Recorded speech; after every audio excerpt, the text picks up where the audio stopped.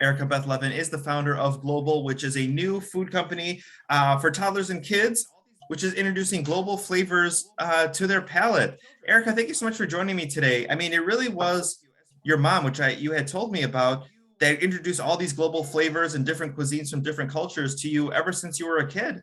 Yes. Yes.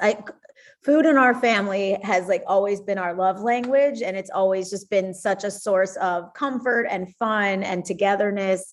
And so just growing up, my mom's Italian and my dad's Jewish. So my mom had it in her blood to cook Italian food, and I feel like I do too, but she learned to cook my father's cultural food and did it just as well as she did Italian food. And just her joy of cooking, it wasn't just about the cultural food, although that holds a very, special place in my heart, but it was about just flavors from all over the world. My mom made everything from scratch, really no cans or jars in our house. And it was just an activity we did together. It was something we looked forward to all day.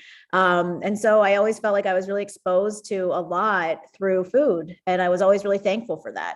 As far as introducing these new flavors to you, how do you think that shaped you as a person and, the mother that you've become?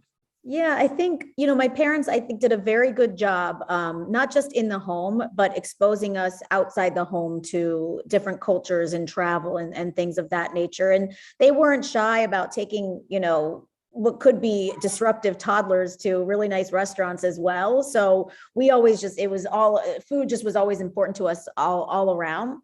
But it was important to me when I had my children. I now have my second. She just turned 2.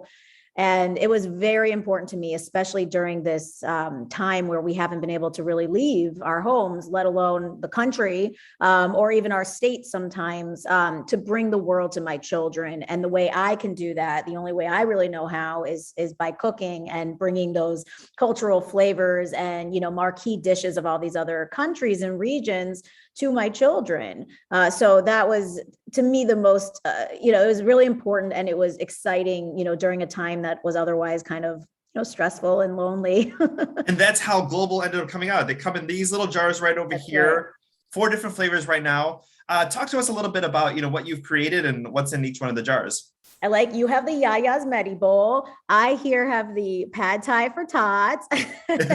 So I did a lot of market research and picked out all these wonderful dishes from around the world and kind of let the moms in my circle and in this market research dictate which ones we started with.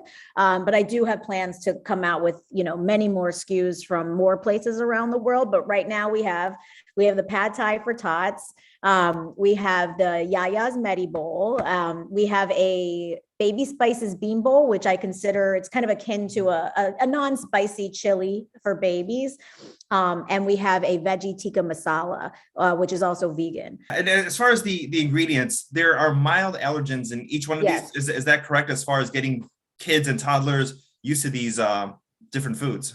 Yeah, so early exposure, obviously, to flavor is really important to help manipulate their palate and to exposing them early sets them up for more adventurous eating. But early exposure also helps stave off allergies. So, we're very afraid to expose our kids to peanuts and things that we consider kind of scary in today's world. But the fact is, the earlier we expose them, the more of a chance of them not becoming allergic to that ingredient. And countries from all over the world have already implemented this. And there are so many less incidents of allergies in India and Israel and Africa and Asia and really everywhere but here. So yes, every single one of the SKUs or the recipes has some sort of allergenic ingredient in it, from peanuts to soy, dairy, coconut, shellfish, etc. So it's funny because I always believed that I gave my kid peanut butter like at 4 months old, both of them actually. So I was always on that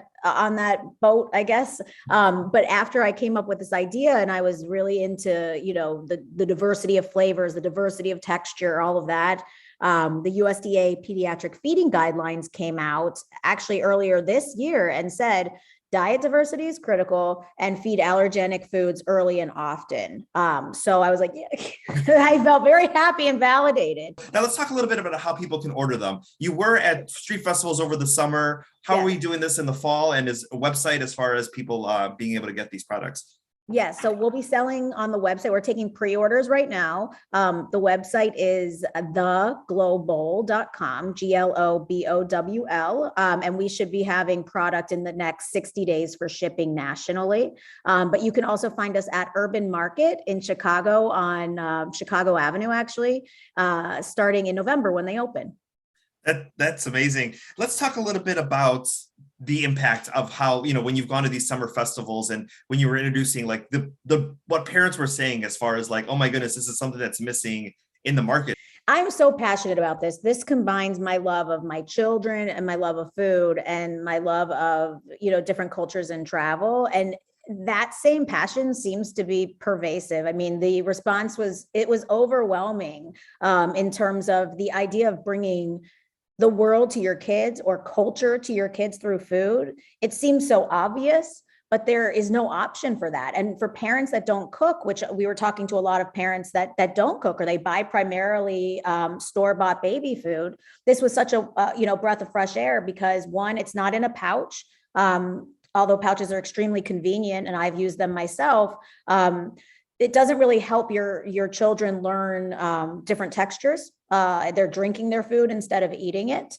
So they're not really their palate isn't really learning and their muscles aren't really learning from chewing. So the textural diversity was also really important to me. And so all of this really seemed to resonate. And I even speaking to some older people that were walking by that had grandkids saying, I wish this was around when I had my babies. Because there's so many great restaurants here in Chicagoland where when you're introducing these foods to kids, I mean, yeah, when they're toddlers, when they're teenagers, I mean, these are the foods that they're going to want to order because they've already learned to love these flavor palettes.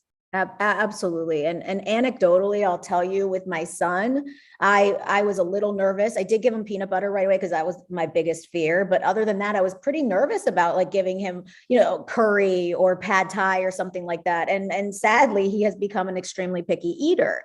But with my daughter, who spent like 75% of her life in quarantine, I'm like, I'm not doing the same thing. And I literally gave her coconut curry as her first food. And right after that, she had a saffron pasta and soon after that pesto. And just the kid is 2 now, and she's a wonderful, wonderful eater. So in doing my research too, kids have what really is called a flavor window that starts at 4 months and really ends at 18 months. And this flavor window is when you have more of an opportunity of, manipulating their palate, right?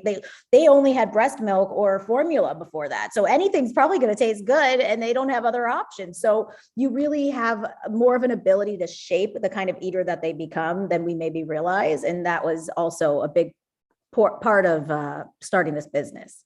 And the final thing here before we go, just since you mentioned that, any tips as far as picky eaters? And maybe someone may have this as far as a 2-year-old where they want to introduce it, but they may have a 6-year-old who may not have been exposed to these types of flavors as well too. Maybe something as far as like how to introduce these foods to some of the picky eaters out there. Yeah, I mean, kids, honestly, this food is safe starting at 6 months old, because the even though it's texturally, you could see all of the little pieces, it's cut so that it's safe. It's not a choking hazard. So you could start at 6 months old, but honestly, my husband eats this for dinner sometimes. My friends enjoy it. So it's really for people of all ages. But yeah, my son, who like I said, is a very picky eater, he has really been enjoying these. I mean, he'll have a bite or two. He doesn't eat the whole jar, but he's really been enjoying them because what we did was we made the flavors, they're more relatable, right? So it's lower sodium because obviously we don't want our kids to have extra sodium in any way. And it has no added sugar. So we use natural sweeteners and things like that. And so I think it's comfortable enough for maybe a picky eater, but also exciting enough for somebody who's just experimenting with food. But yeah, give it a try. I mean, they say that kids could take, 15, 18 tastes of something before they enjoy it. So don't give up, just keep giving them the same food. They might like it one day, they may not the next, but you got to keep trying. You got to keep trying. Well, this is such an amazing company. I know when I first heard about it, I was like, Erica, we got to get on we got to do an interview. We got to talk about this because it's such an exciting thing, especially since the idea was born right here in Chicago. We're taking pre-orders right now, website and social media handles where we can find you. Yeah. So you can find us on the website at theglobowl.com. And then all of our social handles are The Globowl, but it's spelled GLOBOWL. Oh my goodness. Thank you so much for your time today, Erica. Thank you, Rudy. I really appreciate you having me.